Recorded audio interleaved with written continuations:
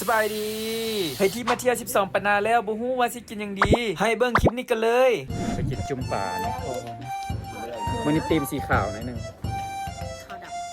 แม่แล้วฟังโอเพจเนาะมื้อนี้ลงตุ้งเตงสิพาไปจุ่มป่าสเตเจียนหรือว่าสายยาป่ากระดูกอ่อนนั่นเองซึ่งห้านอาหารที่เราจะไปนั่นเนาะแม่นตั้งอยู่เขตเกาจ้วง12ปนาส่วนสิหาห้านให้เจอได้ก็บ่เป็นธรรมดาเนาะและแน่นอนเนาะต้องมีคนพื้นที่พาไปถึงจะเจอห้านตัวนี้ซึ่งเป็นห้านจุ่มป่าแบบโลโก้ที่มีรูปแบบการเสิร์ฟอาหารใส่ในภาชนะหินอ่อนและต้มด้วยความร้อนแห่งดันสูงและก่อนที่จะนำเอาป่ามาต้มทางห้านเราก็จะได้ทำความสะอาดหม้อโดยเอาผ้าจุ่มน้ำมาเซตทูๆไทยๆวนไปแบบสิเนาะพร้อมด้วยการฆ่าเสื้อด้วยความร้อนแห่งดันสูงพอเห็นว่าสะอาดดีแล้วทางห้านก็จะนำเอาซีนป่าที่ครัวเป็นตู้แบบซี่เลยเนาะลงมาวางใส่หม้อและหลังจากนั้นทางห้านก็จะได้เอาน้ำซุปต้มป่าที่มีรสชาติกลมกล่อมแซ่บกำลังดีพร้อมด้วยพืชผักที่หลากหลายชนิดที่สดใหม่รสชาติกระแซ่บที่เวลากินแล้วเข้ากันดีและระหว่างการรอท่าพักป่าที่กำลังจะสุกเฮาก็สามารถล้างสรรค์เจียวจุ่มป่าสไตล์จีน12ปนาด้วยแบบของเฮาเองเครื่องปรุงที่ทางห้านที่ได้จัดสรรมาให้ก็จะมี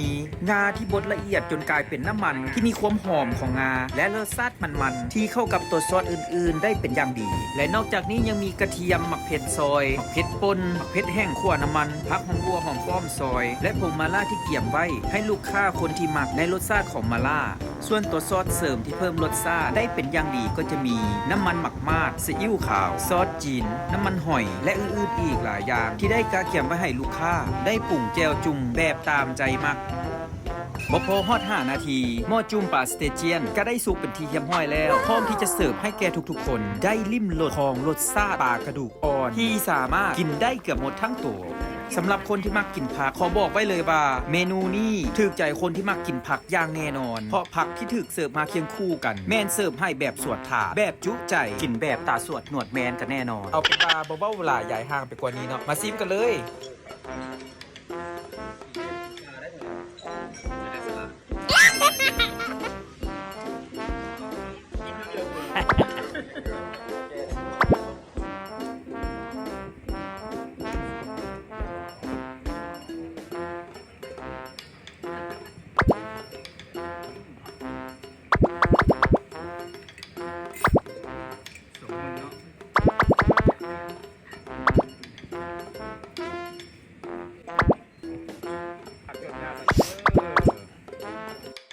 ว้า